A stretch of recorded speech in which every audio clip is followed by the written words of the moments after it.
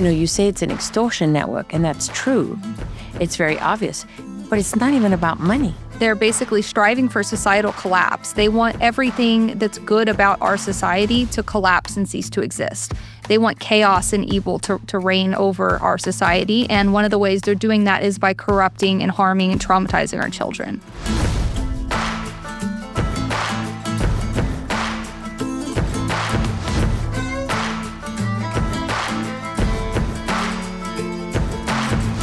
These are the most twisted people. It's like evil isn't even enough. No. It's not enough to describe it. It is demonic. When I stumbled upon this for the first time back in January of last year, I was like, I can't believe what I'm seeing. Whenever I first heard about 764, it was because the FBI had already put out a PSA about it back in 2023, but nobody really noticed because they didn't make a huge deal about it.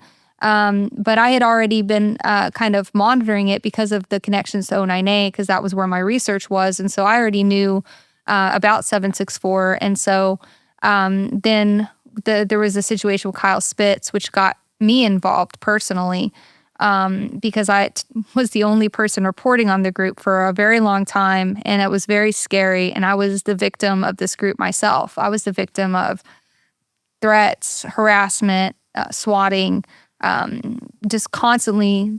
Even to this day, I probably have 10 DMs from these people sending me this horrific material, videos of kids hurting themselves and threatening to kill and murder and rape me. And and these are people who would actually do it. There's been isolated cases of them following through with the swatting, sure, but there's been isolated cases of them following through with firebombing people's house, shooting at people's houses for not complying. So when these girls say, I don't want to do that, I don't want to kill my pet, they'll say, well, if you don't do that, I'm going to get somebody outside your house to shoot up your house. And they threatened the same to me when I was reporting on the group. If you don't take all of your tweets down about this group, we're going to shoot up your house in 30 minutes. I did watch a video of them getting a girl telling her to bite off the head of her hamster. And this guy says, if you don't, I'm going to F up your life. It's just, it makes you feel sick. It does. And when I started to report on the group, a lot of the victims started to come to me. Victims as young as 10 years old have messaged me on social media and said, I'm scared. I don't know what to do. How do I get out of here?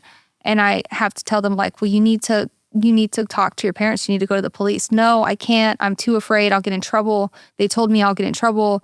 And, they're convincing them that they're going to get in trouble if they snitch on them, right? Or they don't have that relationship with their parents where they trust their parents. Hello, puppy. Oh, they don't have a parent. You stop to pet your dog for just a second, okay? Because That's Studio Dog. Oh. But Honey, Studio Dog.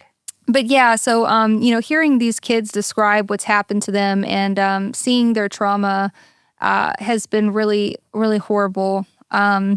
I've helped them any way I can. And what do you do in a situation like that? If they don't want to go to their parents, or they don't have parents, or a lot of kids live with their grandparents, and then they don't want to go to the police, what are the options? Well, one thing I try to tell the kids is I try to convince them to leave the space and never look back. Delete all of your accounts. Do not have any contact with them, because eventually these guys will forget about them and move on to the next one, right? I see. So definitely if I can't convince them to go to the police or whatever, then I'll try to get them to take personal safety measures, or sometimes I've even gone to try to find the kid myself, because you're at 10 years old, you're too young to be making that decision. And if I can find you, right, because these guys are doxing them, they're putting their personal information out to the other members to threaten them, then I'll try to contact local authorities on their behalf. One kid can also be threatened by members all over the world. True. Right? Yeah. Mm-hmm. So there's not just one abuser. You've got multiple abusers at the same time. Right. And, I remember one case, which was really painful for me, but, the young victim of Kyle Spitz, who I had convinced to go to law enforcement. And after she did, they took her phone and they made an arrest the next day, or like a couple days later, they arrested Kyle Spitz. So you need to explain. Kyle Spitz is the guy who got himself famous in a viral video, well, a video that went viral, where he's lying on his bed, he's on his computer, And his crazy stepfather comes in with a gun, threatening him, through stuff. Of course, the famous part where his mom is yelling as well, and she's got her pants around her ankles. Bizarre. It's totally bizarre. And later, it was said that she was actually going to the bathroom. Yeah. So she's trying to stop, and they're having a fight. And you feel bad for him because eventually he gets shot. Yeah. In the ear, barely. You have that one, Keith? Get ready to blow his goddamn brains out right fucking now. Stop it! Blow my brains out. No! Stop it! Or it has the music in it because it's in mine. But if you want, I can send you the music free file. Well, it's from it's the way you cut it into the video, right? It's okay. The crazy part here is the first time I watched this, I was like, You're gonna blow it out. You can literally see the bullet exiting the barrel if you pause it just right. I know. And the worst part is his mom's trying to stop the guy. You just fucking hit him? Did he hit you? Oh my God! You're going. It was a simple 54-second video offered by many large accounts on Twitter with no context. Salty Cracker, a large YouTube channel, featured a breakdown of the video which was aptly titled, "Family that looks like a bunch of meth addicts shoot each other." Everybody in this household except for that dog is fucking stupid. Blammo! Holy shit! The sudden virality of this short, out-of-context video made sense. It was the perfect length. There was a lot going on. Kyle's provocation of a deranged gunman leading him to get grazed in the ear by a bullet, the mother with her pants down at her ankles, the all-too-perfect freeze frame of the bullet leaving the barrel, and the blood drops on the floor. But most importantly, the group of influencers who shared it on Twitter and their followers had no shortage of funny comments and memes to make about the situation. Law and Crime Sidebar host Jesse Weber was quick to secure an interview with Kyle Spitz, where he revealed that the shooter was his stepdad, 68-year-old Jeffrey Scott West. After the video ended, the Blount County SWAT team was deployed and a standoff ensued, ultimately ending when West committed suicide inside the house. We are joined right now by Kyle Spitz himself. Kyle, thank you so much for coming on here. And it just gets crazier from there. You. I know this isn't an easy thing to talk about, so I appreciate you being generous with your time, generous with talking about what happened. I actually just want to ask, how are you doing? As of right now, today, how are you doing? I'm thriving actually right now. Life is doing me great. I haven't had anything serious come from it in the event, so Yes, now. Motherfucker. I mean, honestly, Do you hear a gun in the background? In my ear, and I moved on. After 2 weeks, they took him out, and then it was just back to life. Kyle Spitz and his mother Melanie escaped the situation relatively unscathed. When I first saw the video, I went to the comments section, saw that the videographer hadn't been killed, and chuckled to myself about the absurdity of the scene. Then I scrolled on to the next post in my feed and mostly forgot about it. But a little later, I saw the same post shared again, and I went back to the comments. This time I saw one that made me do a double take. Kyle isn't a victim. He's a satanic child groomer who gets little girls to cut themselves on camera. Well, a link to a satanic pedophile cult was certainly not the outcome I was expecting here. But it just so happens that for several months prior, my small independent research team and I had been closely following news of a fringe online community known as 764. This group, which could accurately be characterized as a cult, consisted of pseudo-satanic predators who groomed kids they found online into committing sadistic acts of self-harm, animal abuse, and even suicide on camera. The videos were used to extort their young victims into producing increasingly more extreme content. It may start with a nude photo or a sexual act that the underage victim sends to the abuser. The abusers then extort the victim into committing increasingly evil acts. They'd order them to cut their abuser's name into their bodies, a sign of ownership known as a cut sign. They would order them to slaughter their house pets under the threat of murdering their entire families if they refused to comply. They would get the young victims on live Discord calls and give them instructions on how to find the most lethal combination of pills from their parents' medicine cabinets. These predators find their child victims victims in places most parents believe are safe online spaces for kids. They lure them from gaming platforms like Minecraft and Roblox and messaging platforms like Discord. They even utilize social media platforms like Twitter and Instagram, utilizing hashtags adopted by niche communities dedicated to self-harm and eating disorders. These communities serve as rich victim pools where predators hunt for kids that are already vulnerable in order to further exploit them. 764 is only one such group in a sprawling network of interrelated communities known as COM. When placed on a mind map, COM looks more like an octopus than an organized network of splinter cells, with tentacles that encompass a wide range of cybercriminal activity. There's hacking COM, full of script kiddies willing to dox, swat, and commit other cybercrimes for money. They may, for example, call in a bomb threat to a school for a disgruntled student who was able to pay them. There's also an animal abuse side of COM. And then there's Extortion COM, which relies on the hackers and overlaps with 764, whose members hack and extort their victims in order to fulfill their motives. COM also has significant overlap with domestic terror cells. These individuals congregate on Terrorgram, the network of Telegram channels comprised of violent extremists that range from white nationalists to satanic neo-Nazis. A recent Wired article analyzed more than 3 million messages from 50 chat groups in the COM network,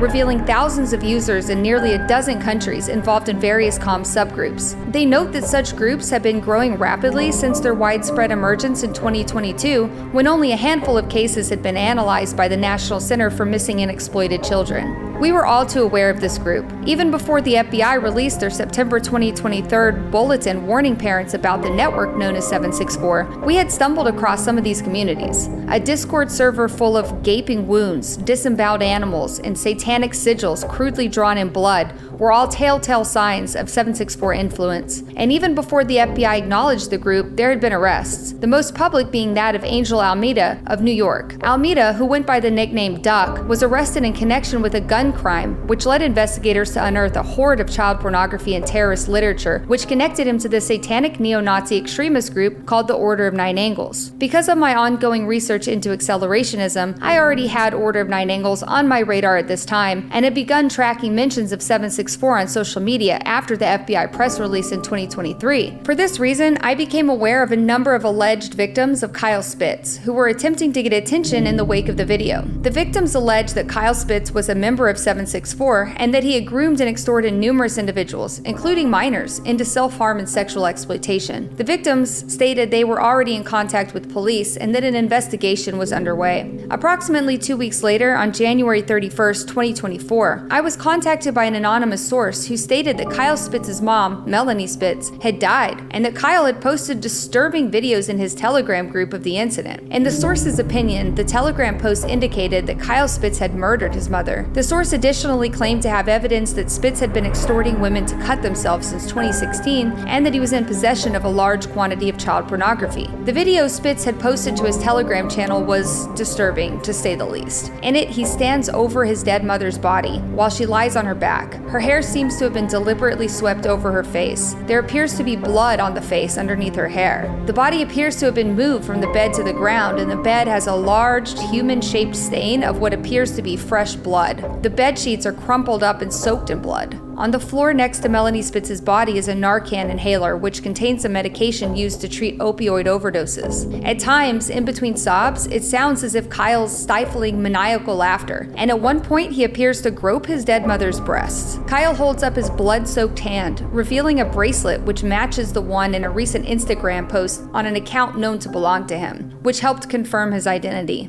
What I saw appeared to be the aftermath of a murder. So, after I confirmed the evidence to be credible, I contacted the authorities in order to share the evidence with law enforcement. At that time, the agent told me that he had spoken with the Friendsville, Tennessee police and confirmed Melanie Spitz was deceased. He also elaborated that the cause of death was suicide. I found it unusual that police would convey this information prior to completing the investigation into her death. Weird. They also said that they were aware of Kyle's online activities, that he had posted Then a later picture of Melanie say it was an Spitz's dead accident. body on Instagram, and they acknowledged that it was a strange thing to do. That's the last I would hear from authorities on the matter. Melanie's cause of death was eventually revealed to be a lethal dose of fentanyl. The massive, unsurvivable quantity of blood, they told us, came from a ruptured esophagus, the consequence of years of alcoholism. With the police informed and Melanie Spitz's death confirmed, confirmed, I made a post on X at the request of the victims who were desperate to get eyes on the situation. The next day, as the tweet continued to garner attention, I began to receive threats from accounts associated with 764. An individual with the moniker Acid sent threats to me on Twitter in an attempt to prevent me from talking about Kyle and his mother publicly. Acid's bio read, 764, DM me to join Hellroom. Hellroom, as I would soon learn, was the name of a common 764 Telegram channel used to post the sickening content created by the group. Acid also warned me that I was in the process of being EDR'd. EDR stands for Emergency Data Request, a procedure used by U.S. law enforcement agencies for obtaining information from service providers in emergency situations where there isn't time to get a subpoena. In 2022, Brian Krebs reported that emergency data requests were being spoofed by hackers to obtain confidential information. I would later receive confirmation from the police that this is a very real swatting tactic being employed by a network of cybercriminals associated with COM to dox, swat, and otherwise harass victims, as well as journalists and others working to expose the group.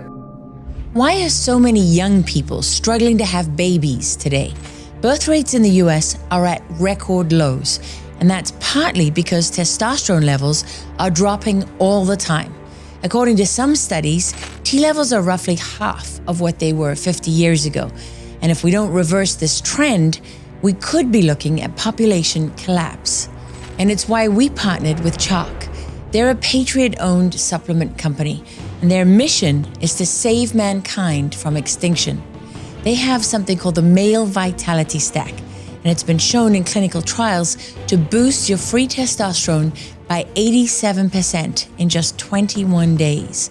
That is not just a statistic. You will feel it. And ladies, you'll be pleased to know it's not just for men. The Female Vitality Stack addresses just about every complaint a woman can have: stress, mood, hormones, energy, and focus. And it'll even help you keep up with your man. So go to CHOQ.com and use code LARA for 17.76% off your subscription. Cancel anytime.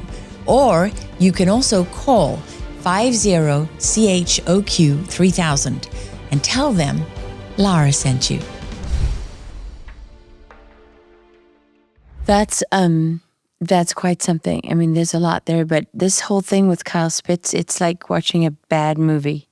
Yeah, it was like living a bad movie. I couldn't, it was very surreal. When I started to really report on it, I realized that no one was coming to help me. Like, no large platforms were boosting it. Even the platforms that had shared the viral Kyle Spitz story to begin with. Yes. And I had sent them this follow-up information like, hey, wouldn't you like to know that this guy is like a crazy pedophile, part of the Satanic pedophile gang? Nobody was really interested in the story. And so I just ran with it. And I said, well, I think God has just put me here on this path. So here I go. Who'd you send it to? Well, I don't want to name the accounts, but most of the ones who were responsible for originally boosting the story to go viral. So I'll name them, and those would be the YouTubes, and Instagrams, and it's amazing these people. Because this is not the dark web. None of this stuff that is in your series, none of the stuff we're talking about is on the dark web. I'm sure there's other stuff, but this is all freely available. Right. Well, I mean, when I said the people wouldn't boost it, I meant like the people who had originally shared the video of Kyle, like those accounts. Right. I was like, more than the companies. He was sending it to the I was like, hey, here's more information. They're like, okay, I already had my viral tweet or whatever. A couple of them did eventually comment on it. But what ended up being funny is that I eventually pushed it viral myself. And a couple of other accounts like boosted were like, would you believe that there's more to the story? And that it became the trope of like the stepdad should have missed.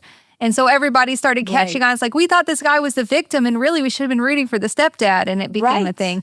But I don't think people really understood how horrible this network was. And it took me a while to really understand. I mean, I remember the first time I went into one of their Telegram channels, I had turned my head away from the screen. I was shocked. I had nightmares for days seeing some of that stuff in there. And I don't understand it. I mean, Telegram knows it's there. Yes, Telegram does shut their channels down pretty quickly. But Telegram is a lot slower to shut down private group chats. They're pretty good about public channels shutting down, but if it's in a private group chat that you have to join, then they're not very good at it at all. Right, because that becomes a whole part of what they offer is privacy. Right. So at this point, I had victims contacting me. I had the victim of Kyle Spitz contact me, and I was able to convince that girl, she was 12 or 13 at the time, to 12 or 13. Yeah, so I had convinced her to finally to go to the police, and it resulted in Kyle Spitz's arrest. And he pled guilty, and his sentencing is in July. I do plan to be there to look at him in the face. Where is it? It's in Blount County, Tennessee. Wow. But he's looking at life, and all the victims, including the victims who aren't even listed in the criminal complaint, are set to give victim statements. Because what you don't understand is I think you mentioned this to me earlier, but this guy had victims all around the world. The charges that are being brought against him right now are specific to the 2 or 3 different U.S. victims. Right. But there's even a victim in Australia who's going to be testifying in a sentencing, giving a victim impact statement, so the judge can see for themselves how bad this was and how far-reaching and devastating it was. So that girl who'd reached out to me about him before, unfortunately for her, there were no resources for her after the police took her phone, and she just continued to go back into 764 and get abused by more people. Wow. And so then I found myself trying to be like a virtual mother to her, trying to help her, trying to protect her. But ultimately, she did eventually end up becoming an abuser herself, and I had to witness that. You did? Yes, unfortunately, it's very sad. So it's really sad what happens to these kids, and the fact that if they don't have a support system at home, the government's not going to give them anything, right? They're on their own. And so the goal is to traumatize and corrupt these kids, to damage them beyond repair, to make sure that they're never a functional member of society. And there's nothing in place for us that can go to these victims and help them get back on track. I know that there's nonprofits that work with victims, but this is a special kind of abuse that deserves its own specific kind of resources to rehabilitate these kids. That's a hard thing to rehabilitate children who have been so severely traumatized. How did you, who sent you the video of that girl that you tried to help abusing other kids? It wasn't, I don't want to talk too much about it, but it wasn't a video. It was just a screenshots of a Discord server, egging other kids on, saying, cut yourself, do it on video, do it or else you're going to get swatted. Why do they not want to be swatted? They'll call the police on your house, and they'll call in a fake bomb threat, or they'll pretend that someone's at the house about to start shooting or whatever. And the goal is that the police come to your house with guns drawn and drag your whole family out. Yes, and it's a fear thing, right? Mm-hmm. Yeah. It is. I look at that face. What happened? What happened to that person? What happened to that person? Well, I've looked into Kyle Spitz's background. I can't even look at him. I don't think anything excuses the things that he's done. No. But and in that video of his home, his parents are drug addicts. Home. Well, no, his parents were drug addicts. But when I say normal, I mean he's not living in poverty. Right. Well, he has said in the past, and I've had some people who knew him come to me and say, well, yeah, he tells us that he was injecting his mom with heroin when he was 7 or 8 years old. So this is there's also a female groomer behind this too. He ran off with an adult when he was only 16 or 17. Woman who got him, he ran away and lived with another woman who allegedly got him involved in all of this stuff to begin with. So, wow. He's definitely the victim of childhood trauma and abuse as well, because in the majority of cases that we see, these people are not just the ones who become this sadistic and sick usually have some kind of trauma of their own, right? Do you think he murdered his mother? I don't know. I was very convinced of it at the time. There's a lot of blood there. He's videoing it. If you read the police report that we FOIA'd, we got a FOIA on the police report and read it, and it actually says that he contacted by phone several friends of his mom via FaceTime before he called 911 and showed them her dead body. And it was one of his mom's friends who ended up calling 911. And you see the videos of him shoving Xanax in his mouth. And this guy is just completely zonked out. And during the video, I don't think I'd ever seen anything that horrifying in the aftermath of a death, because of the blood, but it was his reaction that really was so chilling, because he was almost pretending to laugh and pretending to cry, but it almost sounded like a laugh. So he was groping his mom's body. He was... And you just didn't show that part of the video. It's too disturbing. It's online, but there was something about his demeanor, right? It wasn't about the body. It wasn't about the blood. It was about how he was acting in the room with his mom's body. And I definitely thought she was murdered because there was so much blood, but the autopsy shows that she had a esophagus rupture during the overdose, which contributed to her death. Very strange. It's really bizarre, right? It's very bizarre. Yes. You know what is also bizarre is you wrote a really interesting piece on Substack, actually, which people can go to your Substack BX, right, and subscribe to that. But in it, you described, I think, was it the first shooting that you really looked at, the mass shooting at the Walmart in El Paso? Is this Cruces is the kid? Yeah, Patrick Cruces, yes. Yes, and so, I mean, like many people, you see that, oh, there's another school shooting, or, oh, there's another mass shooting.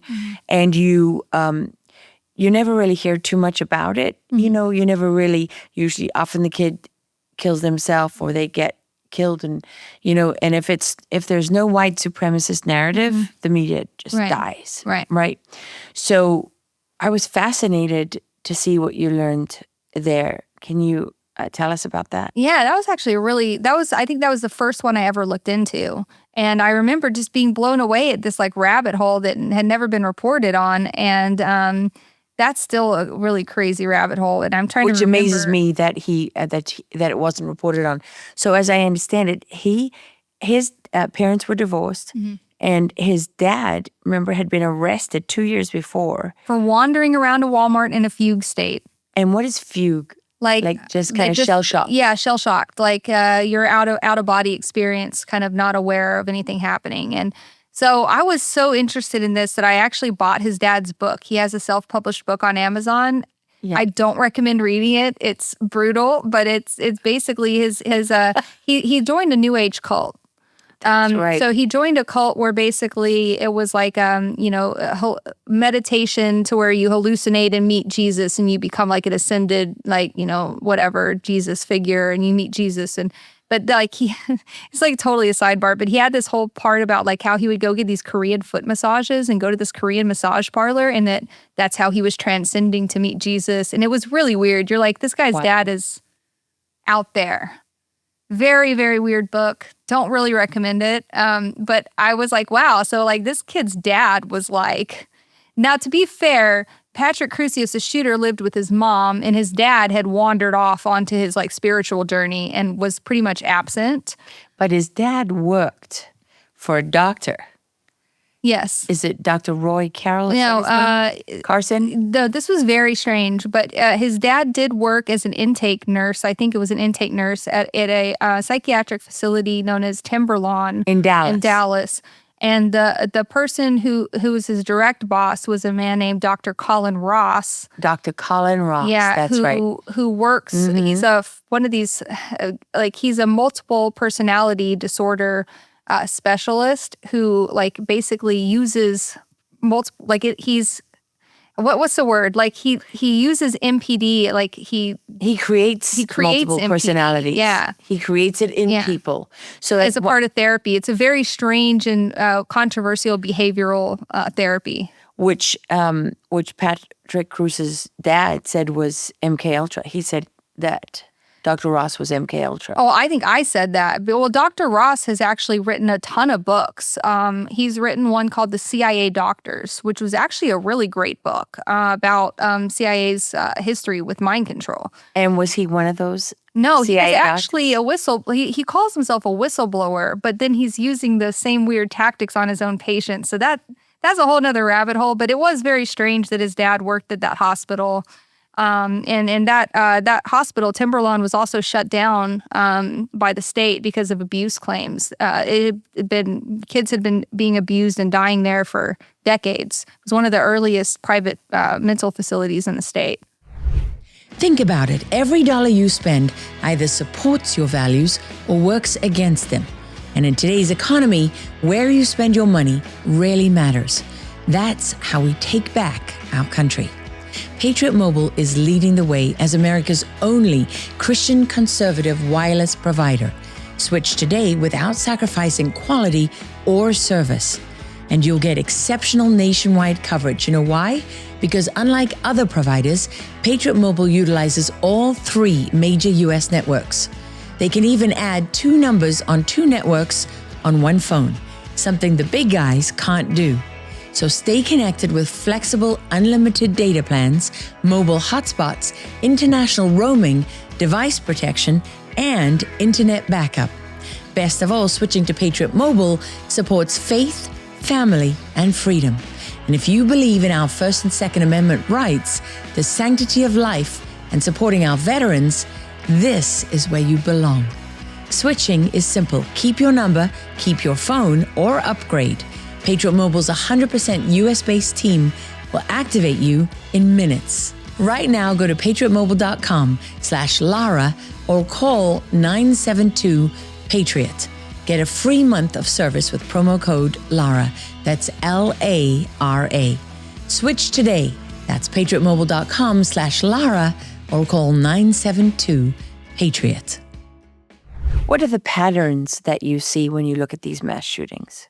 Unsupervised access to the internet, number one. These kids are online in chat rooms. They're isolating from their family and friends. They're talking to people online who are kind of indoctrinating them, brainwashing them, and kind of, grooming them into a cult.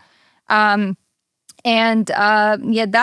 it. That's the one that ties all of these aesthetic shooters together. Remember, we talked about how, obviously there's going to be some mass shootings here and there that are not connected.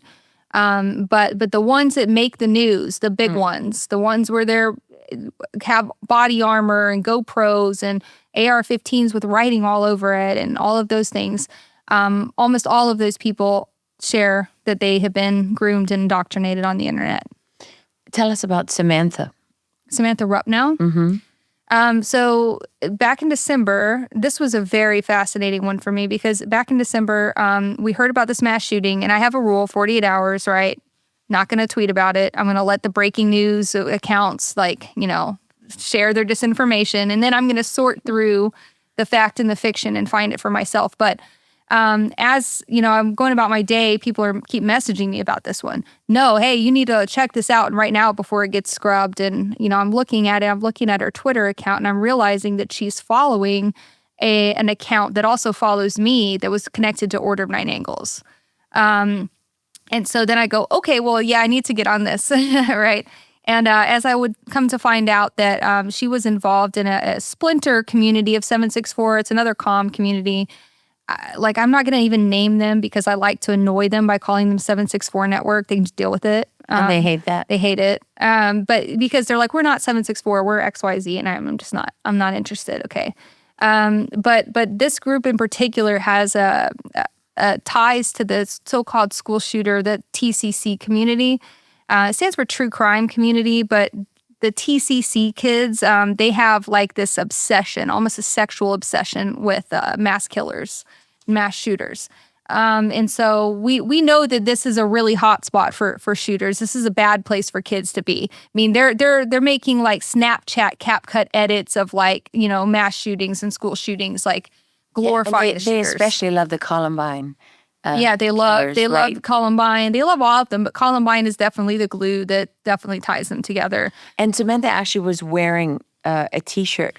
Yeah. Do you remember what it said on it? Yeah, it was a band that was a reference to the Columbine shooter, one of his favorite bands. Yes, and he was wearing that T-shirt. They love the Columbine aesthetic, yeah. And so that's sort of, that's part of, when you listen to that band, that's part of the school shooters sort of anthem. Well, now that band has come out many times and said, no, God. We've got nothing to do with it. Yeah, but what was really crazy about Samantha Rupnow is that her manifesto came out online, and as soon as I looked at the manifesto, I knew she was connected to the MKU, the Maniac Murder Cult, and the O9A. I had to. What told you that? Well, so she had. I'm trying to remember the specifics, but she used a lot of specific terms. She used like mirrored phrases from the terrorism handbook that MKU released. She's calling everybody scum. She was praising certain other mass shooters who were connected to the group. There was also a Terrorgram link. So she was in one of these communities where they're basically just overloading her with propaganda from all different she was groups. the one that I hate everybody. She was living with her dad. Right. But she said her dad didn't love her. She hated her dad. Of course, her dad was posting pictures of her, for many years. And he had an issue with alcohol. Well, her dad was arrested and charged just last week. For what? Giving her access to the firearm. Oh. Yeah. I think that... Well, they would go and to shooting ranges together. Yeah. They were learning how to shoot to shooting schools and stuff, which is kind of a... That's not bad. I did that with my dad, right? But I guess what happened is that, she was also in counseling and she was in intensive therapy for her own problems. And so the idea is that she was not in the frame of mind where you give her that kind of access. Yeah, when you read the article about it, I can send it later, but they also interviewed the mom, and it says in the police report that she kept saying, I'm going to kill him, I'm going to kill him, when she found out that he had let her access the gun, because she knew that her daughter had been having these horrible issues with violent thoughts and suicidal thoughts. So pretty reckless to leave the gun out of the safe for your kid. Well, the mom and dad were married like 3 or 4 times. Yeah, she definitely had a troubled childhood. They got married, divorced, married, divorced, married, divorced. Yeah, she had a troubled childhood. But the links to MKU and 09A were really outstanding. And that was when I also started to get attacked by this other splinter group of 764, who's probably currently the one that's responsible for most of the attacks and threats and harassment against me. Which group is that? Though I wasn't going to name them, but they call themselves, there's a couple of different ones. There's one called Report God GC. There's a website called Skibbity Farms that's real bad. Yeah. Now tell us about Skibbity Farms, because they've come across my radar before. Mm-hmm. Yeah, so Skibbity Farms is it's bad. My kids showed me Skibbity Farms. You need to have a talk with them, because the purpose of that website used to be basically spamming, going to YouTube communities and Discord servers and spamming child pornography as a form of harassment. They have this, they call themselves irony groups, right? So they say, oh, it's just ironic. We're not actually pedophiles. We're just sharing this because it's ironic, but obviously they are. Some of the people in that group are minors, just kids doing this. Some of them are adults, and they've been really prominent lately in these communities with the 09A influence and the school shooter influence. So we've seen a lot of them lately. They're very problematic. But a lot of times, too, it's hard to say, this is the group responsible, because the memberships overlap of so many different groups, right? Yes, so, by design. Okay, that's how and my kids were showing it to me because it has been exposed by other social media influencers who've posted about them. Yeah, so Skibbity Farms was actually, there was an article by the Daily Caller. Hudson Crozier actually messaged me and asked me for my input in the article. And I thought that he was just going to make an article about 764, so I gave him some basics. But then when he put the article out, he had actually gone into this Discord server and was here's the leaders of this server and here's how they're operating and I was like, whoa, this is brave, dude. I was like, this is a fantastic article. You did a great job of going into these servers and breaking down what they're doing. Good for him. But it's brave because they didn't like it and they're reading it. They're watching this right now. Preparing to cut it and splice it and make a video edit of, me talking here superimposed with kids cutting themselves. They're sick people. Yeah, they're sick people. And when you're talking about animal abuse, I mean, these are very sick people. Yeah. They send me videos of them torturing cats all the time. How do they torture them? Stabbing them with knives, cutting their eyeballs out. There's crush videos where high-heeled woman disembowels a kitten. Yep. Yeah. Yep. I'm sorry I asked. that reminds me actually of something a Facebook content moderator told me about many years ago when I interviewed him and we were off camera, and I said, what are the kind of things that you reject? Like, because he said, you cannot imagine the stuff that we see. And so I said, like what? And he said there's people who get a sexual thrill from having a girl take a bag of puppies, for example, wearing stilettos and crushing them. Yeah, to Animal death. Crush is actually, I think Trump was the one who escalated it to a federal crime. I think that they just recently increased the penalty for that. So it's very illegal. Hopefully. I know, I wish. I know I shouldn't say that. I know. It's just so... It's so awful. And, so the thing is that these videos are mostly made overseas. But even distributing them now is the same as child pornography, basically. So you can't even distribute or save or download or anything. So if you see that video, please, for the love of God, just report it and try to go. I mean, I've never seen it. Yeah. But I was just curious as to, because there's so much bad stuff on Facebook and I was like, what doesn't make the cut? And the things he told me about were just, obviously they stay with those things are so wicked that they truly, they never leave you. No, I've definitely tried to reduce my exposure. I won't watch it. These guys will send me tons of videos, but I won't watch any of the videos. I'll turn my head away from the screen. I will actively avoid, even if I'm scrolling on X, I had this issue recently where I don't even know if I was following these accounts, but I'd be scrolling and then all of a sudden there'd be a video of a person getting hit by a car and the video's auto playing and I'm just seeing that. And I even think that that's so bad for us to see that kind of violence and especially in a social media feed like that, to just accidentally see somebody just where it's just pushed to you by the algorithm. Yeah. There's a lot of pictures of people being beaten. Yeah. A lot of fights and things like that. I don't like to watch. Yeah, I don't either. So I started blocking all those accounts every time they'd pop up. And now, because otherwise you don't want to put the sensitive content filter on, because then you can't even watch my videos. My videos have a sensitive content filter, right? Right. So then you can't even see that. Okay, so let's talk about you then, because wow, I mean, you have wandered into a dark, dark world, and you get attacked all the time online, and strangely enough, you even get attacked by so-called. I'm going to get attacked now, but that's okay. But by Steve Friend and Kyle Seraphin, FBI whistleblowers, who are also attacking you. So you get attacked by the people in these groups who don't want to be exposed, who send all this hate your way.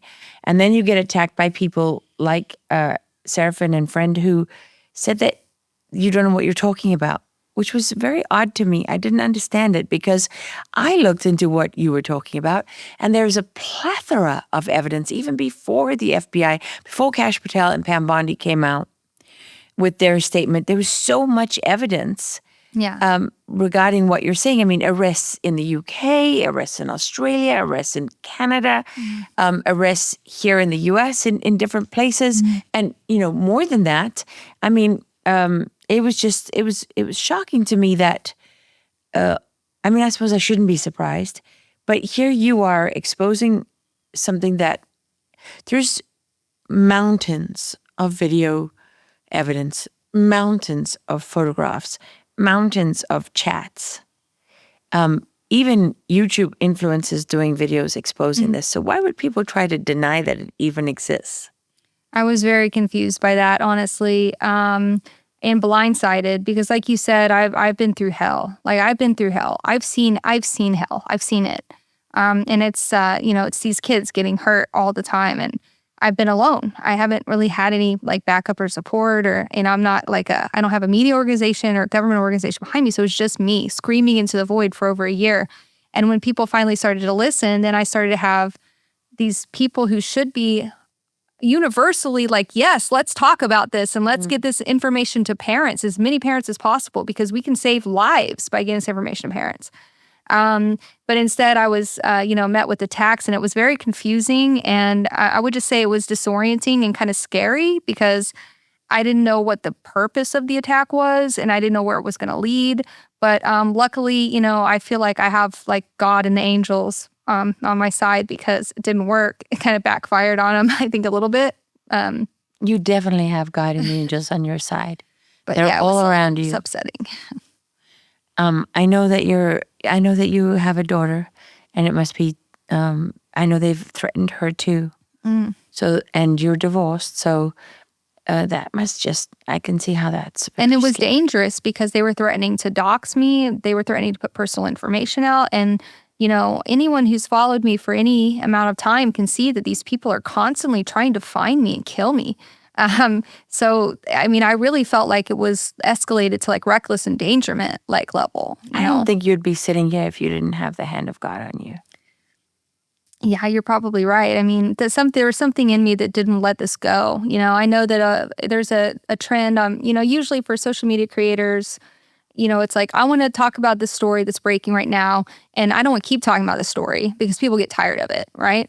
But this was like, no, I'm just going to keep talking about this. In fact, I'm going to stop talking about everything else and just talk about this until it gets exposure. Well, before this, you were talking about, I mean, I know what your, you know, from your personal side, that after you got divorced, you were doing private security and really threw yourself into competitive shooting. And you're pretty good, right? Thank you. More than pretty good. You're really good. Okay. And but then you decided to go into gaming, and you've always loved video games. So you went to Twitch. Yeah. So what happened was, I was looking for a way to make money, right? I had been doing, I have a level 4 PPO, which is the highest level of armed security you can have in Texas, the bodyguard level. And so I was And doing, is that personal protection, yeah, PPO? personal protection officer, right? So I'd been doing security gigs and I've been doing private investigation work for extra money. But when I was doing my competitive shooting, I was really enamored by like the gun tuber scene, right? And the guys who were, you know, shooting on film and YouTubing and doing live streams talking about guns and stuff. I thought that was really cool. And so I would play video games and talk about guns and self-defense. That was my thing. I was the gun girl. I went through a couple of identity crises, I guess, after my divorce or whatever. But ultimately, I continued to try to do deep dives into these spaces. And one thing that I found that kind of kickstarted all of this was I found a child predator ring operating on Twitch, which at the time, I get these causes and I'm like, I'm going to stand this cause until people start muting me or someone in the government does something. And so that's what I did with that one. I mean, people were like, man, when are you going to stop talking about this? You know, never.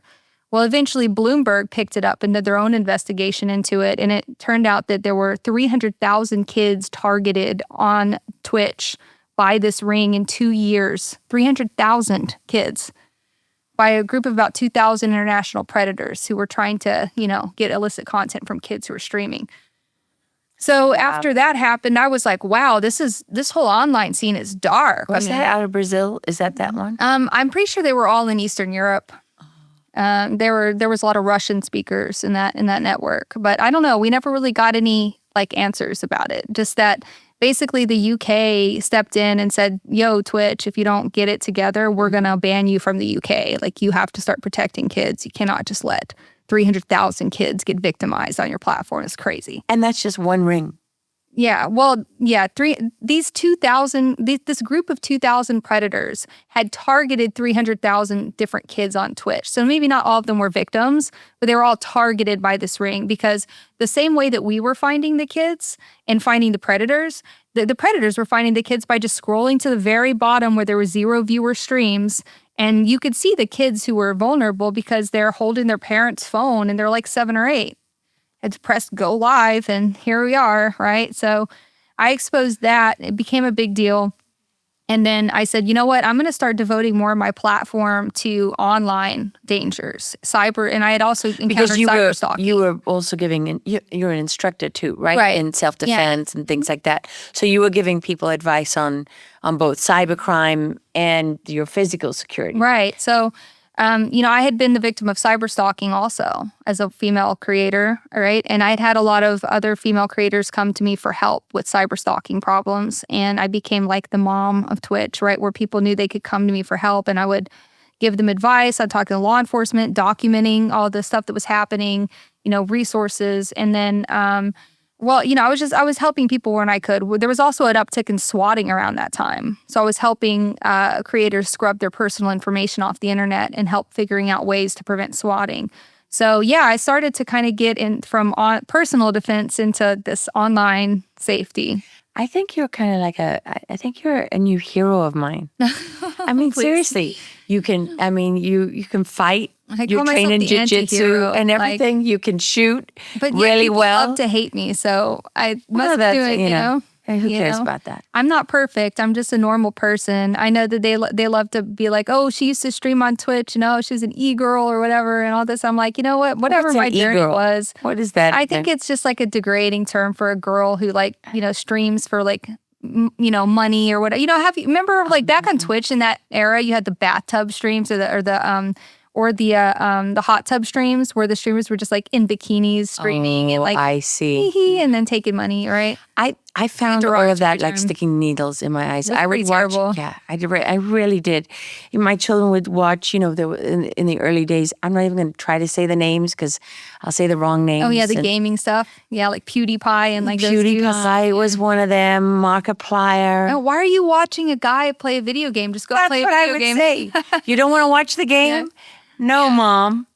I will say that in my Twitch, all my old Twitch viewers will say that the reason they came to my stream was not because I was a good gamer, because I wasn't. It was because I was talking about guns and competitive shooting and stuff. Well, and you were good at those things, and you were giving self-defense tips and relating it to real life situations and things like that. Yeah, but I think, it was a journey, but ultimately I've always just gravitated towards protecting people.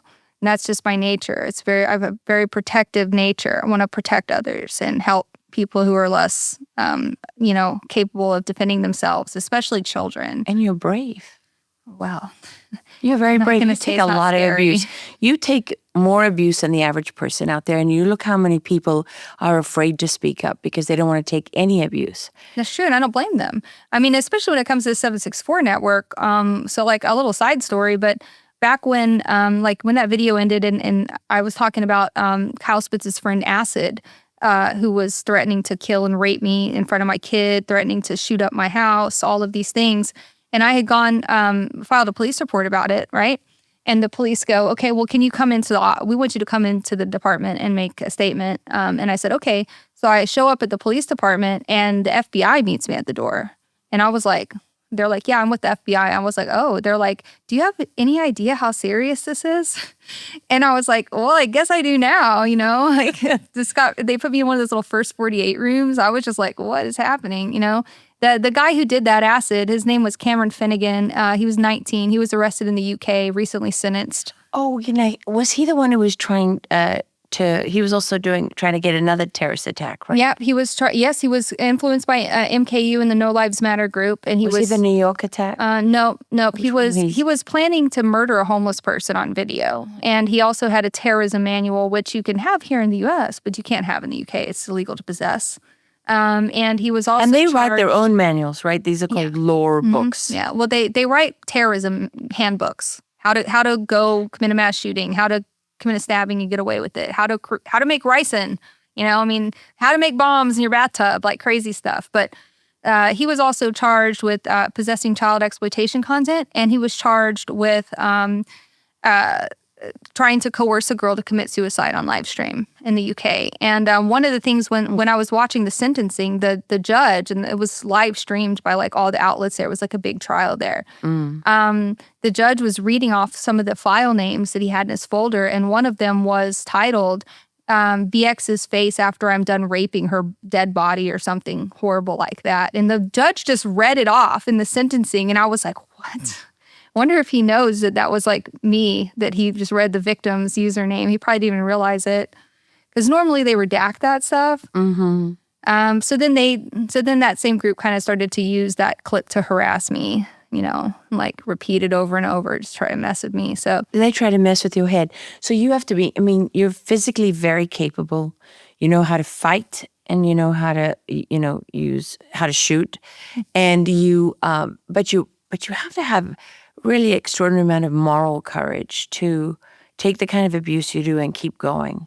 I would be lying if I had said that I could do this on my own. I do have like a very small group of people who've been researching with me for like years. I consider honestly my closest friends, and they've been very involved and have gotten some of this information, and we've been in it together. And so I think that without those people to bounce things off of and to help me and to kind of give me support, I don't think I would have been able to do it. And the same goes for like, even though maybe like a year ago I had a much smaller following because nobody really knew who I was or anything.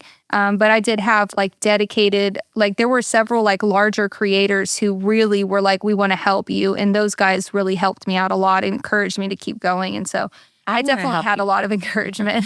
You are helping me. This is very helpful. Well, and I do try to follow.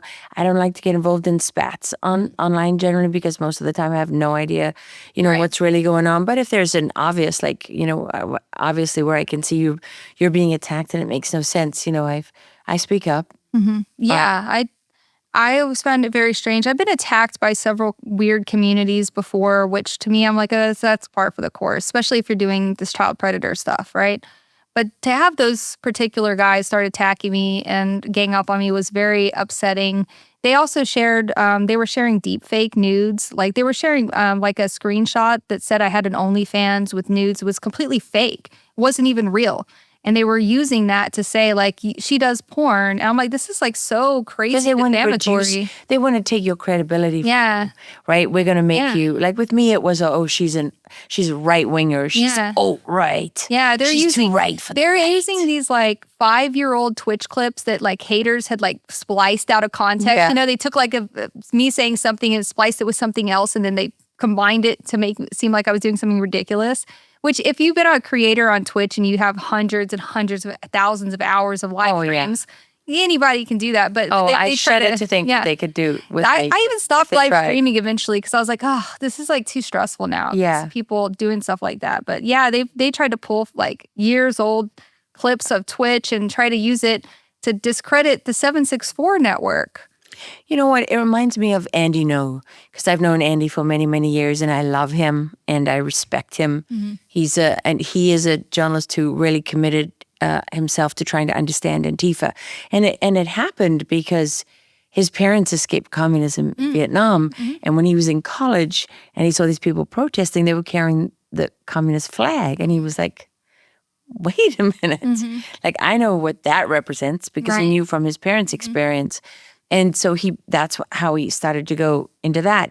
And what they hate is that they use deception. Mm-hmm. So just the same as these groups, they use anonymity and deception, right? That's how they hide. Mm-hmm. And he shines a light on that, like just by following arrest records. Yeah, nice. What you can find in court documents, what you can find during a trial, and he'll take their photographs because they like to wear masks, right? That's why they loved COVID. Yeah. I mean, the fact that you had COVID and George Floyd at the same time, and everybody had to wear masks. Right. And so they could hide easily. That was perfect for them. Now they look like idiots wearing their masks, like the idiots they really are. And so Andy exposes them and you expose these people. Mm-hmm. They don't like it when you do that. They really don't. I always say, evil thrives in the darkness. That's why when I started shining a light on 764, you'd have the people will say, were you just giving these groups attention? But no, I can tell by the way they're targeting me and threatening me that they don't like it. They want to stay in the dark. And as long as they stay in the dark, they're going to continue to harm kids, right? Just like if this information stays in the dark, then parents don't hear the information. They don't know how to protect their kids. They don't know their kids are being groomed on Roblox, right? No. My kids used to play Roblox. And I do the same thing with people who are attacking me. I get people in my comments that are like, oh, well, just ignore the trolls. And I was like, I don't think this is a normal troll. I think this is somebody who needs a light shined on them. This is a serious situation for me where my life is being threatened all the time. And when people are attacking me, I like my audience to see what's happening and who's attacking me. I think it's safer. Well, what I have learned over the course of, 35 plus years of being a journalist, I have learned that where you see chaos, there's order behind it. Mm-hmm. And where you see networks, they hate you to say they're organized. They want you to say it's an organization. It's not an organization. It's a network of organizations, but it may be decentralized. It may be self-sustaining, but it is still, there is still a level of organization behind it. And that means there's money. And that means there's handlers. And that means there's masterminds. I mean, sure, you can find a cell here and a cell there. No doubt you can show it's a bunch of losers, right? Or a bunch of psychopaths and serial killers. But that's fertile ground to be infiltrated. You can either run that cell or you can just be within that cell. You can just be redirecting it or manipulating the people within the cell. And then you can get them to do whatever you want. Very scary stuff. Right now, somewhere in Nigeria, there's a Christian family being persecuted. Those who are not killed are often forced to flee their homes just because they believe in our Savior, Jesus Christ. At Equipping the Persecuted, they're committed to reaching every affected area to find these people and help heal the deep physical and emotional wounds that have been inflicted upon them. But they can't help them without your support. So please visit equippingthepersecuted.org and donate today. Sign up for just $35 a month. It's a little over $1 a day, and you'll help rescue Christians who are suffering and provide security, medical care, food, shelter, and love. The situation is urgent, so I'm asking you to join in the next 10 minutes. And if you do, they'll send you a special thank you gift. If you're wondering if your support will make a difference, I can tell you that it will. And if you've ever thought about helping, this is the time. It's a life of fear and danger for these Christians. But for just over $1 a day, you can change everything. It could be the most important thing you do today. Go online to equippingthepersecuted.org and make a difference in the life of a persecuted Christian. That's www.equippingthepersecuted.org. So, okay, let's talk about incels. Okay.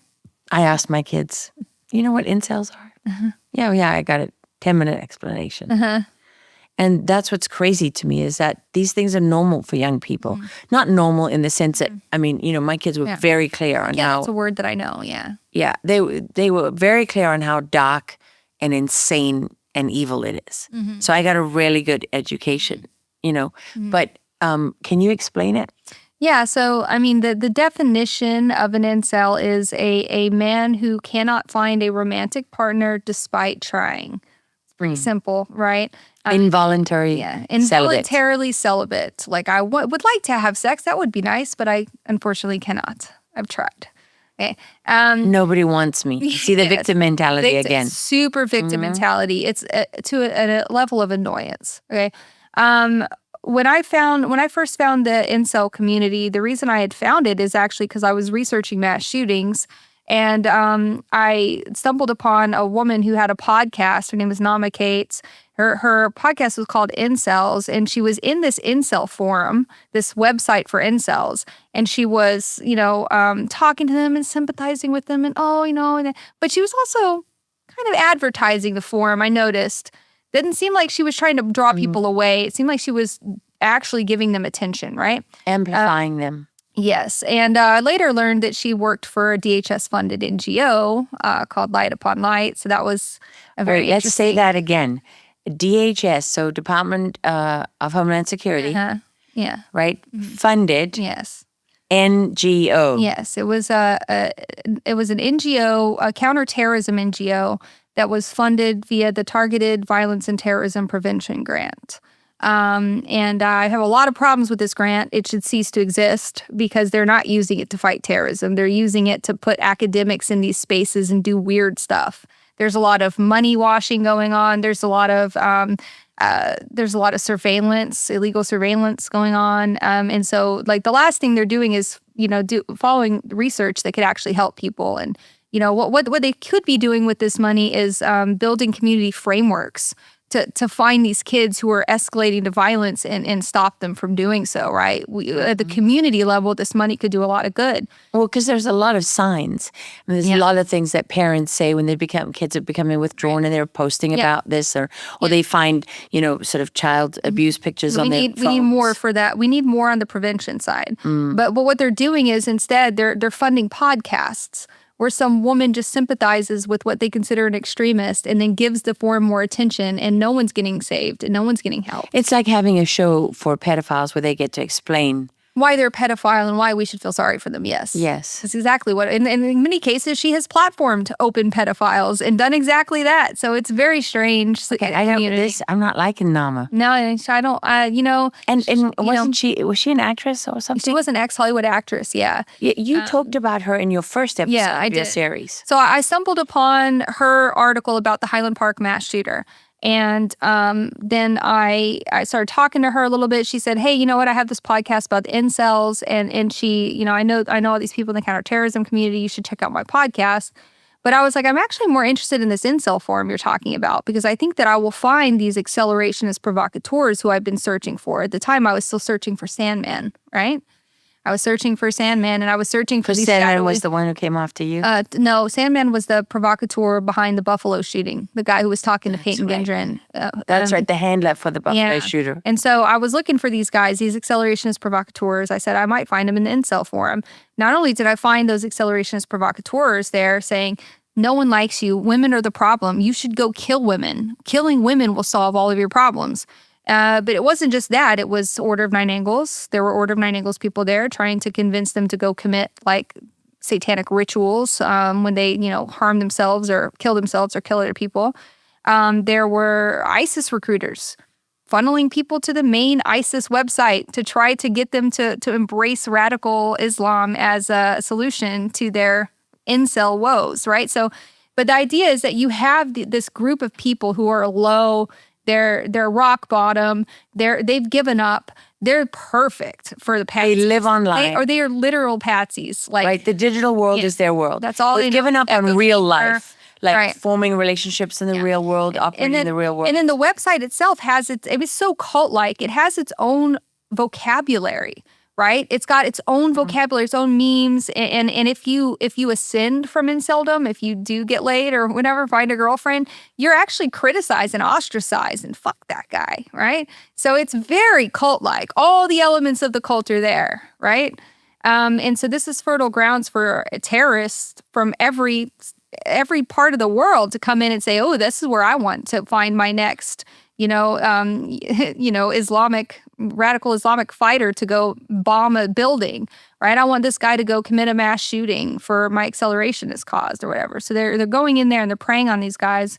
And that's what I saw. It was very obvious to me. I got a lot of pushback from the owners of that forum who really did not want me poking around in there, obviously. But ultimately, what else I found was that there are other NGOs, not even just the one from NAMA, but other ones that are in there, and they are studying them and writing papers about incels. Oh, but no one's addressing the terrorism. They're taking these terrorism grants and writing papers about incels are more likely to be autistic, or they're more likely to be shy. It's like, we don't need a study to know this. It's like pretty obvious, right?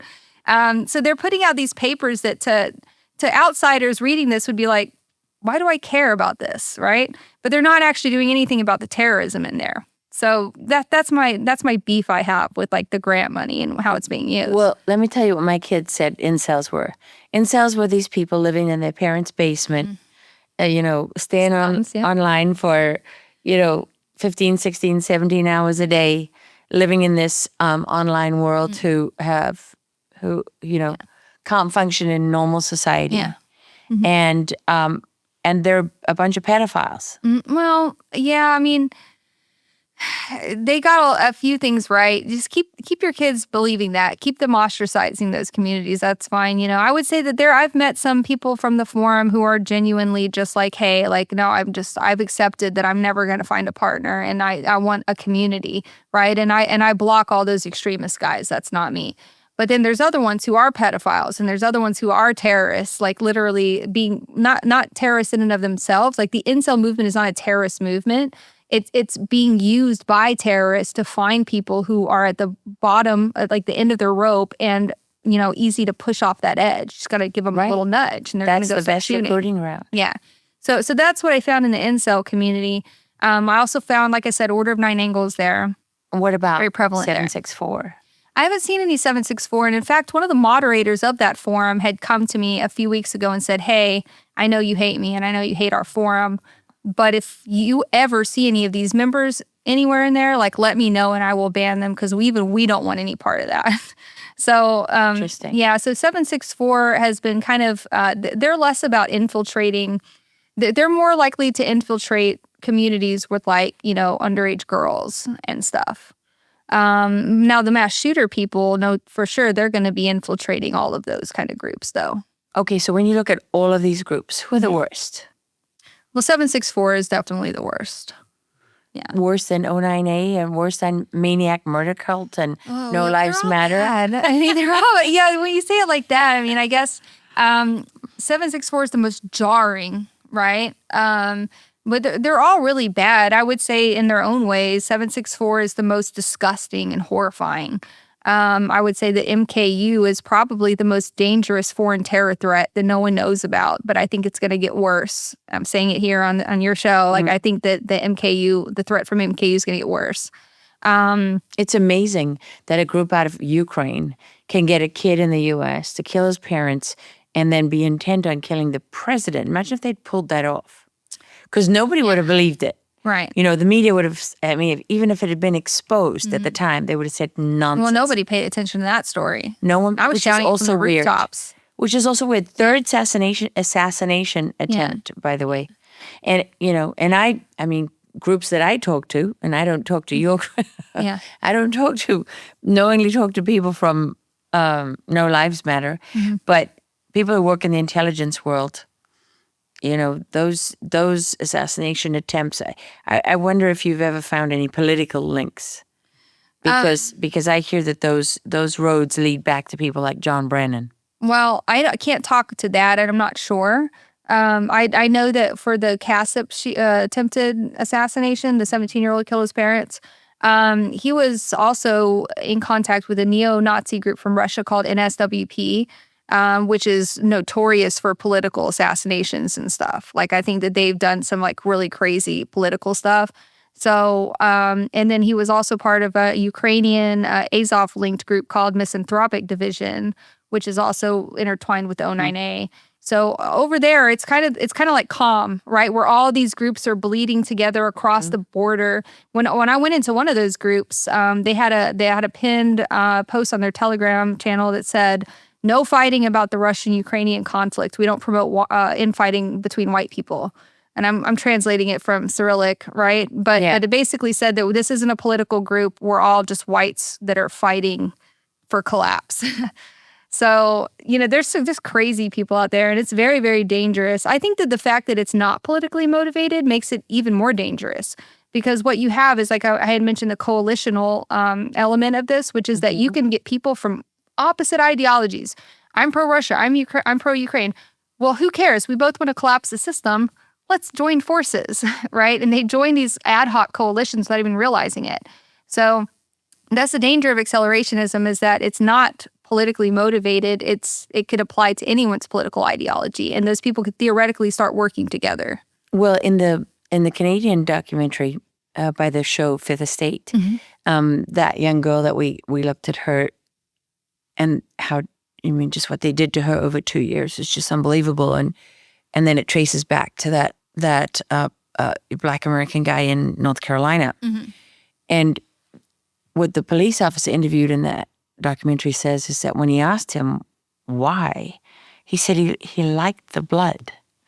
Yeah, these people are sick. They're demons. There's no other explanation. I look into someone's eyes, like I look into MK Ultra's eyes, like Kier Cutler, and I think, like, there's nothing there. He's dead. He just looks dead, right?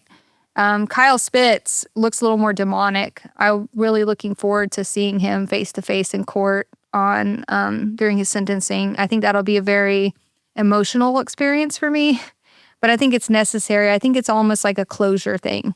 I hope you're going to take someone with you.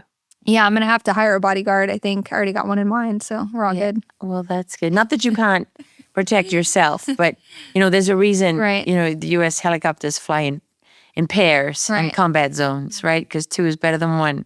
Mm-hmm.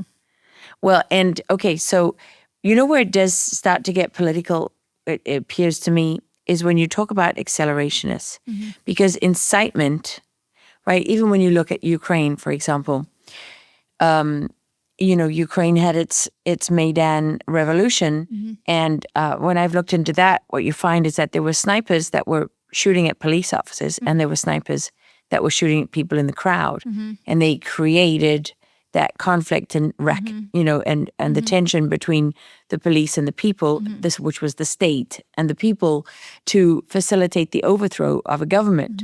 So, you have to. Now that I learn about this, I wonder, well, were there accelerationists within the maniac murder cult in Ukraine? Oh, yeah. That were facilitating that revolution? Yeah, absolutely. Along with possible. the CIA, which has been... Well, there's, and I'm not going to call myself an expert on like all of this stuff, but there is another Substack that I follow. I think I bring it up in my article about CASIP that covers this stuff pretty extensively. And he's linked in and tied. Who's that? His Substack is called Events in Ukraine. And he's linked. He's the one who's like actually mapped out like the 09A influence between like the Azov and all of these different groups and all of the groups within Russia and Ukraine. And he's really done a good job. So I would defer to the expert on that.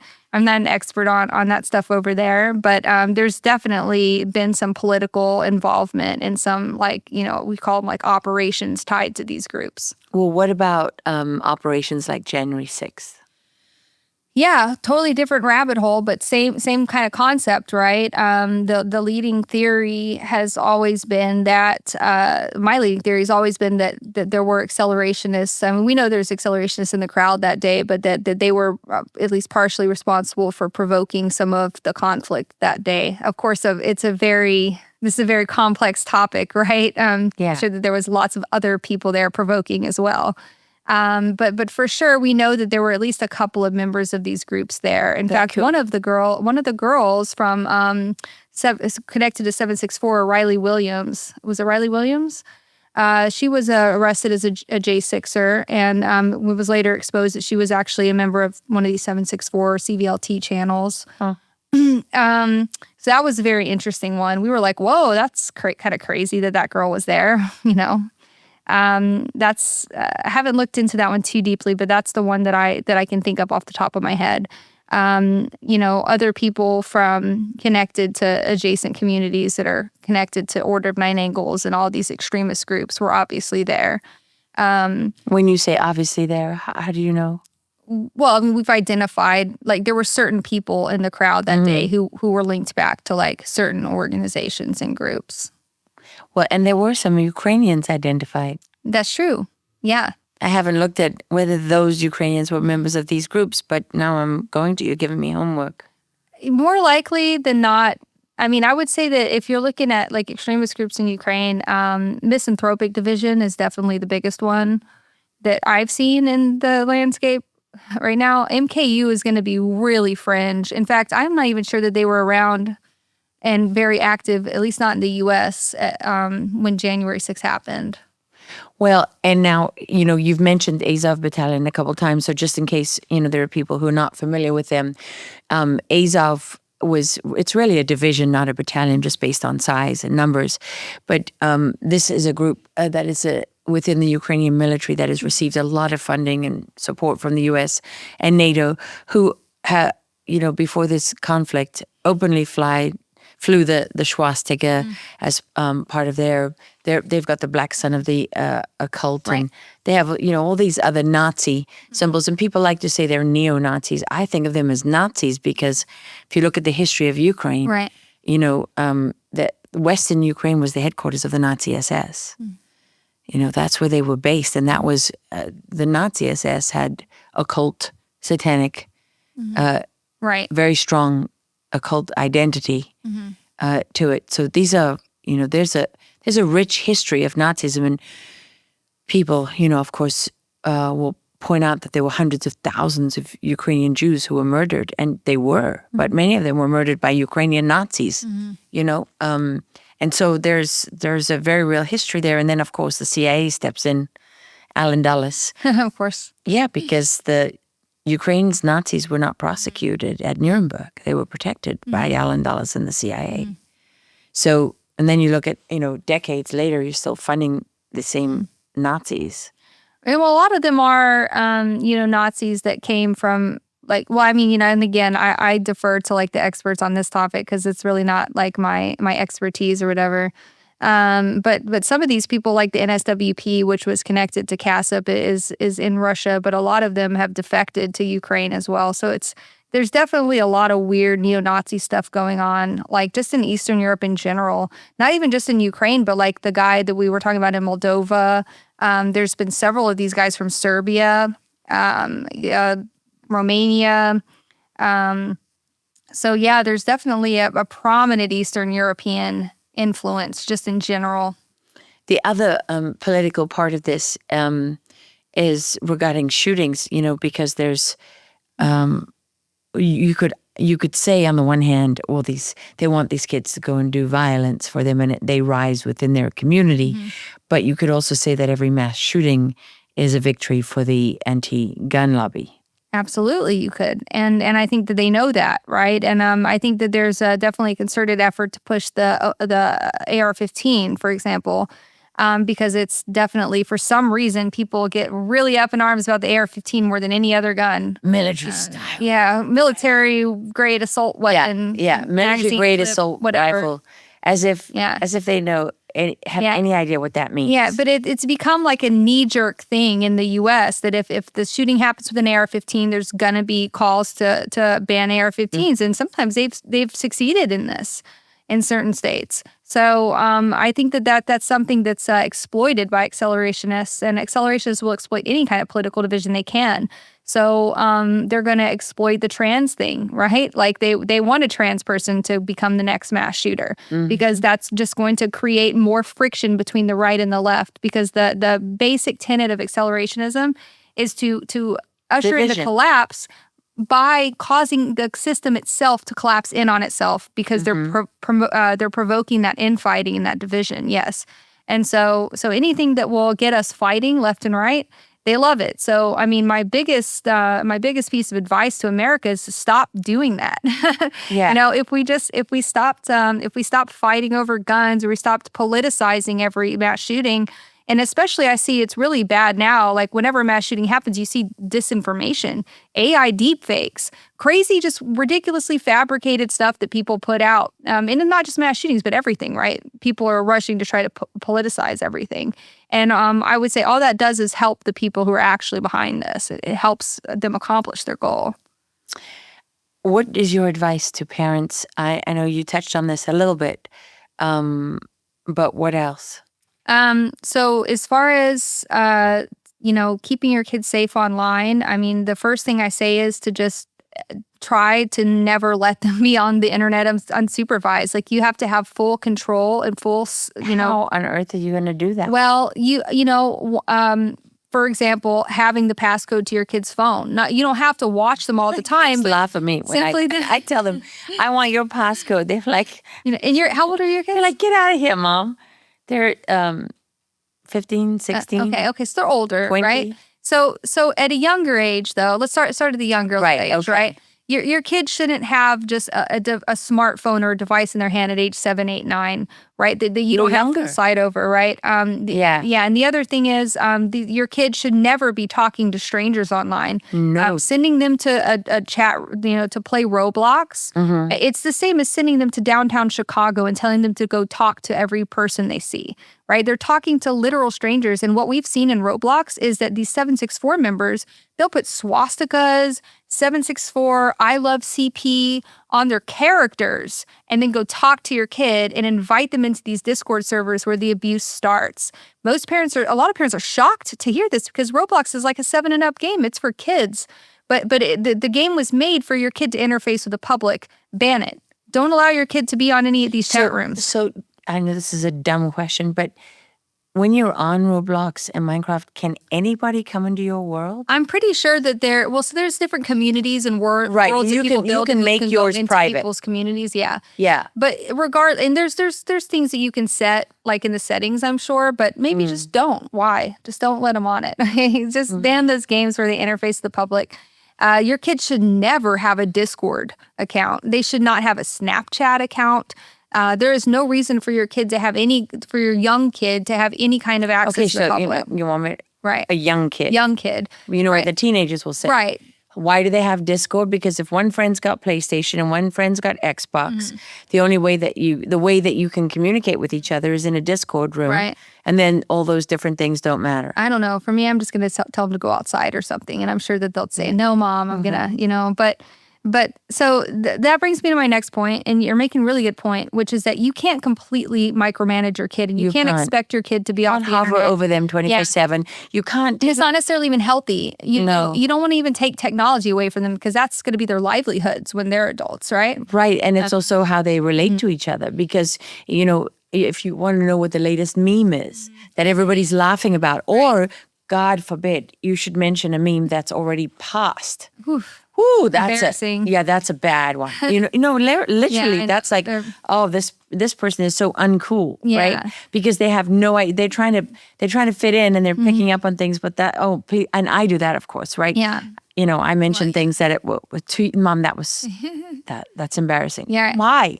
That was 2 years ago. So the next part of that is that when your kid is old enough to, have the sex talk, they're old enough to have the sextortion talk. You're old enough to talk to your kids about, because your kids have to learn to defend themselves. You're not going to be there to physically defend your kid all the time. That's why you teach them basic self-defense. And it's the same thing online. You teach them how to identify bad actors, what happens if somebody does try to talk to you, what if somebody does try to get nudes from you. Show them these videos at an age-appropriate level. Show them how horrific this stuff is. And then, you also have to make sure I'm that going to you make have, them watch your series. make sure they have open communication with you. Because so many times I've seen these poor kids come and say, I'm going to get in so much trouble. I want my daughter to know that no matter what happens, she can always come to me and I will protect her. No judgment, right? The same thing with like drunk driving or drug. Like, that your kids might do something stupid. Come to me. Right? I know it's sad. Like as moms, it hurts our hearts. It really is. Don't do that. You made me cry. But because it's just like they're just waiting for any opening and for your they're so child to feel scared. misunderstood.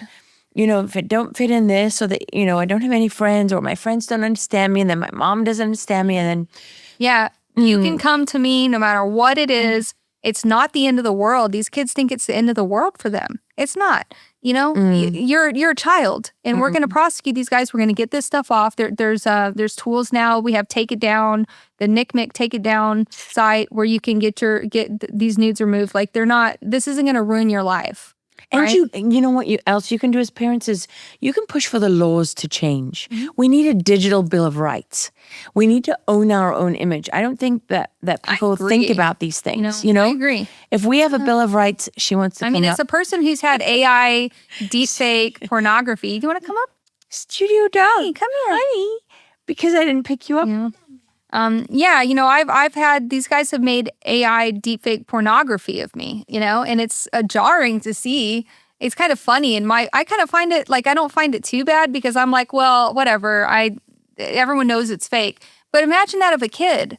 Imagine your kid being harassed with that kind of thing, and that's coming. The AI stuff is coming. Well, and also, because I do some work in counter trafficking and work on that subject, and they have technology now, and this is probably nothing compared to what's out there, but they have technology where they can walk past you in the street, walk around you, walk by you, and do a 3D scan of your child, and then put that 3D person on the dark web, and then they use Oculus type of technology, those goggles, to bring you into 3D, and then they pay to rape your child.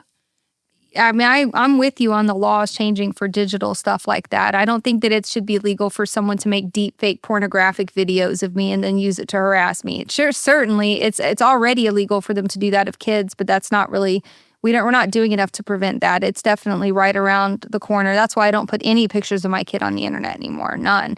My daughter asked me, well, why am I not on Facebook? Well, my friend said that their parents are on Facebook. And I'm like, you're not. You're not. You're not going to be online until you're old enough to accept the consequences of something that you do being online forever. Trust me, I know. Or I've done embarrassing stuff, and as an adult, I've had to deal with the fact that the internet is forever, right? Kids don't have that understanding that the internet is forever, that this could be used against them. You know, I actually find with my teenagers, they do have that understanding That's now. good. They've seen enough of it. Yeah. You know, Right. they've seen enough of people's lives being destroyed. Viral and for something stupid. And Well, yeah. And, you know, my son had a situation where he was helping a kid at school who was having a sextortion thing, had sent, you know, pictures to someone who was now trying to get money out of him. And my son just said to him, how old is this girl? And she was 18. And he said, and how old are you? 15? Oh, yeah, she's going to jail. Yeah. You let her know, right? Yeah. And that's and that was amazing to me that he was smart enough to figure it out. So I do think that But usually they're just pretending to be. Usually they're like in Nigeria or something. Sometimes in these rings, just pretending to be girls. It's messed up, you know. Yeah, these kids can never give in to the extorters either, right? You just have. you can't give in. No. And now the FBI says that they have investigations into 764 open in every city in America. Yes. Well, no, wait. In every Field FBI office. Every yeah. FBI field 250 office. Yeah. plus investigations and representing every one of the 55 field offices in America.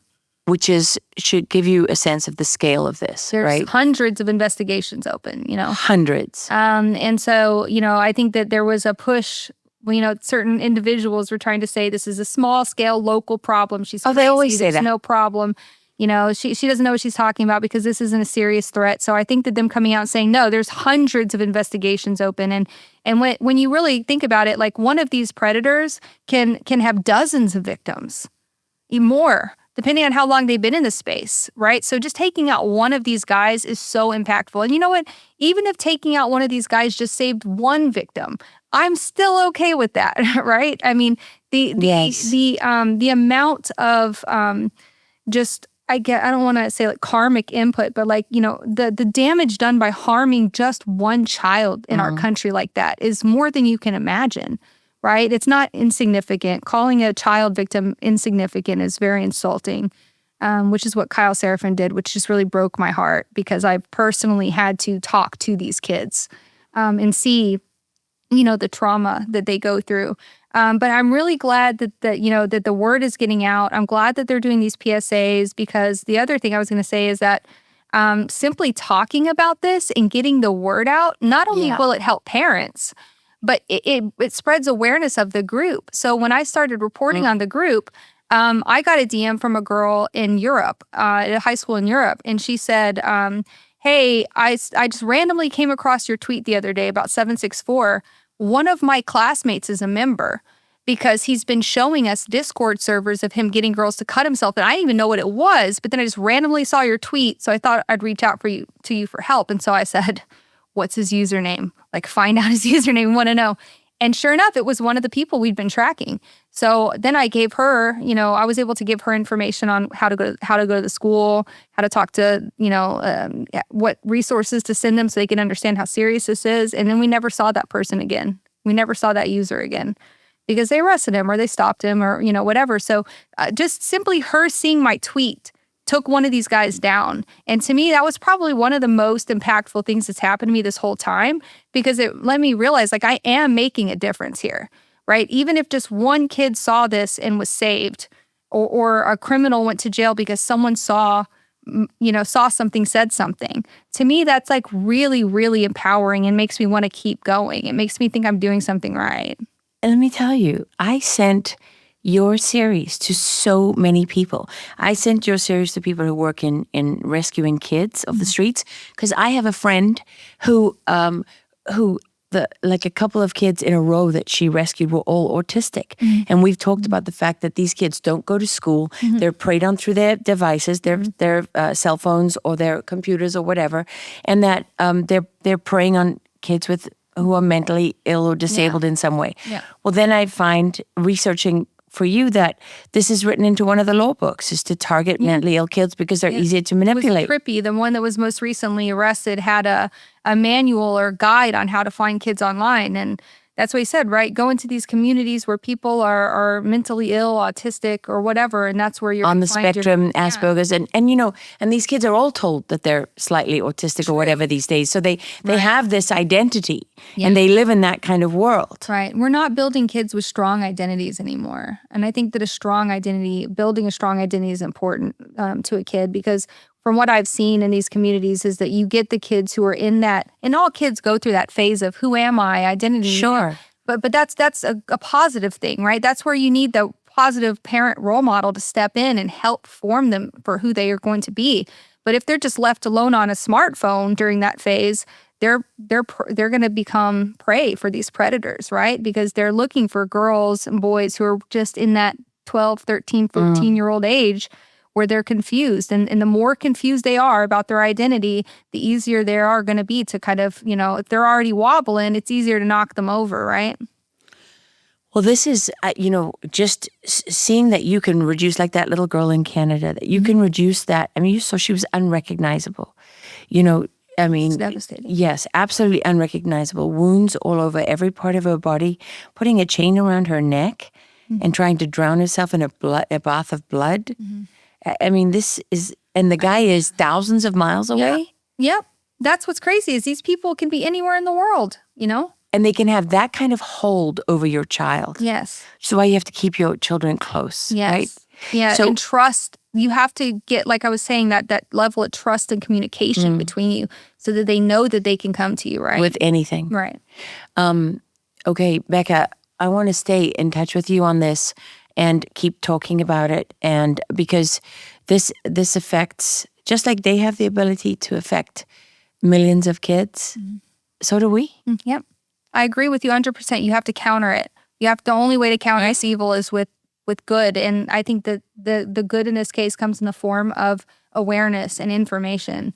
Well, and action. It helps that Pam Bondi and Kash Patel are taking action on this. Very much so. It helps actually, and I know people are going to say this is political. I do not mean it politically, but if you just look at the executive orders, you look at President Donald Trump, what he has done in terms of trafficking of kids, and hopefully what we'll see with just ending the trafficking of hundreds of thousands of unaccompanied minors across It's a huge the southern issue. border. I mean, protecting our kids is so important because the kids are our future. So if you know, and I've said this before, but this 764, this accelerationist kind of fusion with child abuse, it's a terror attack on our kids.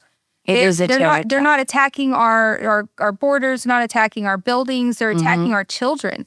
That's our biggest resource. Yeah, it's kind We of have like to protect them. when you look at like Timothy McVeigh and the whole Oklahoma bombing blew up a whole bunch of kids and children. killed them. Yeah. Yeah. So if it, you know, I know this stuff now about was it Timothy McVeigh, but the point is that we identify that clearly as being Right.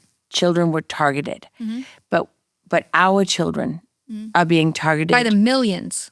in the millions. Yeah. And we're giving the tool for those targeting them. We're handing over the keys to the kingdom. We're giving access to our kids away. It's unbelievable. Okay, the last thing I want to talk to you about, because for me, it's very important. When I look at all of this, there's one thing that every single one of these groups has in common, even the ones that claim to be Christian groups. And it's a godlessness. Yes. Right? So Yes. what is the role of Satanism in this? So like we were talking about Order of Nine Angles, I do believe that David Myatt, the founder of Order of Nine Angles, is a Satanist. I do think that he believes in Satanism. He might not believe in Vindex and the Stargates and whatever else, but he does believe in Satanism. And so do all of the major players in the Order of Nine Angles movement. They're very, very rooted in Satanism. You know, Satanism pops up everywhere in my research. It's very kind of almost strange how much Satanism pops up, right? In fact, when I started putting out my 764 stuff and I started reporting on this, the Church of Satan official Twitter page started attacking me. They've attacked me several times, but I think it's kind of funny because they're kind of fun to just like mess with. No. Because they come in and they'll make their little arguments about this isn't true Satanism because we're the only true Satanism, the true Scotsman fallacy here, right? Right. No, that's not a true Satanism. Only we're true Satanists. So you're not allowed to use that term because we own it. Because our founder, Anton LaVey, created the term Satanism, and it's in our Bible that you can't abuse kids.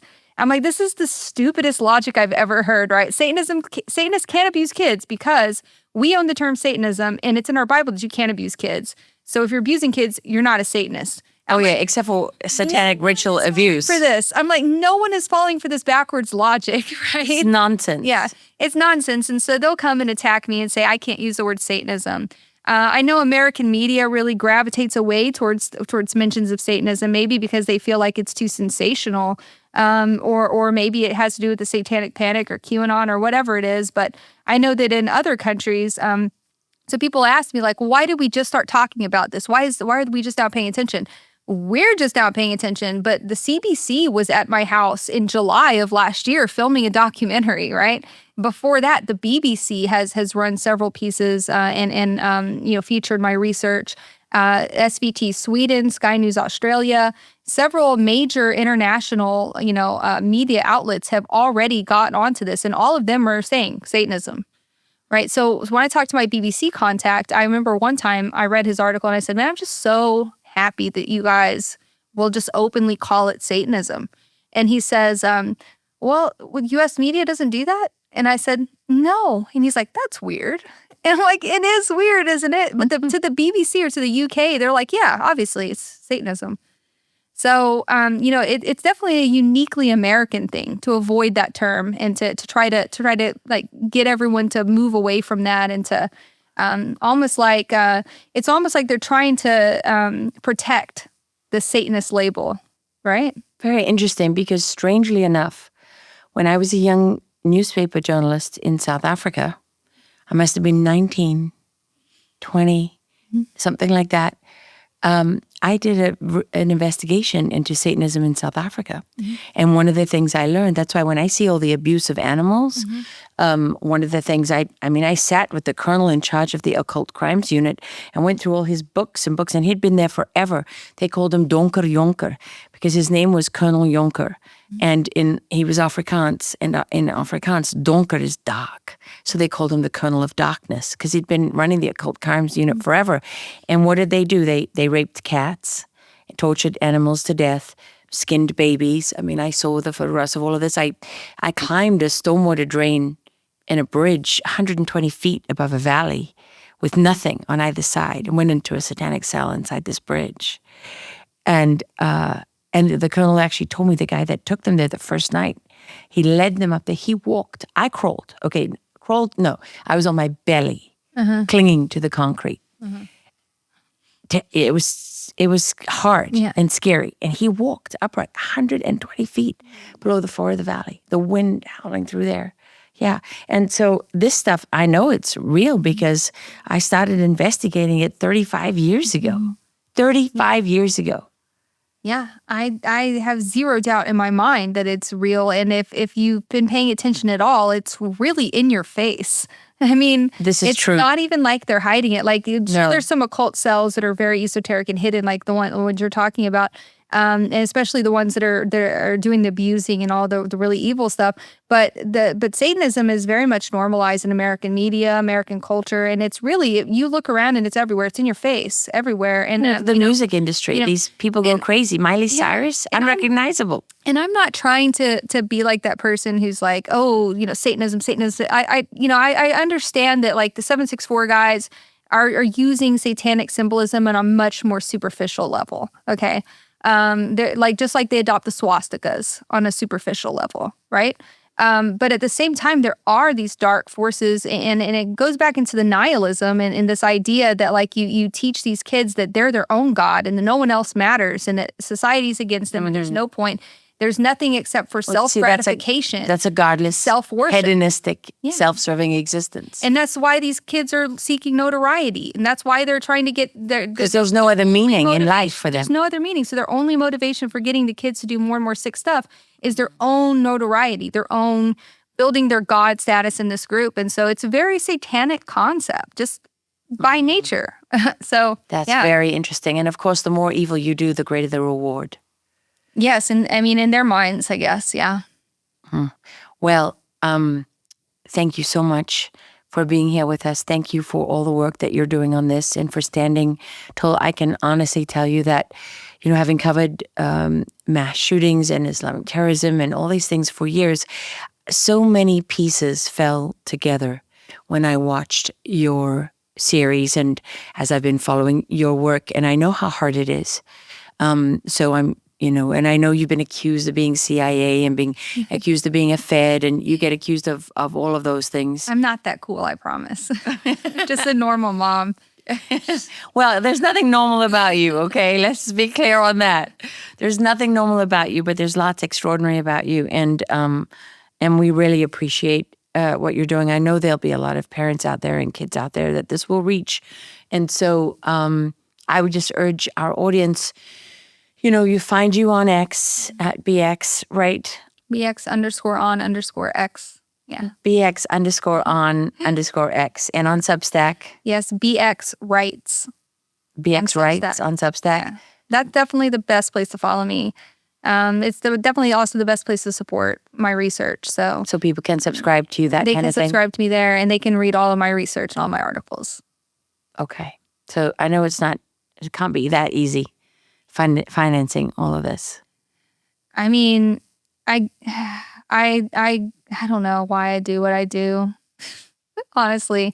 Yeah, no, I don't, there's nothing that really takes money. It's just time, Yeah. But yeah, no, for sure. I am completely independent. I don't get paid by anybody. So, yeah, every little bit of support helps. So I make art in my free time. People have been buying my art, which I watched you making your art. It was kind of good the way you started out with but you do the cosmic scenes, right? Yeah. So people can buy your art online. Yeah. That's great. Okay, so thank you so much for watching. Please like, share, subscribe.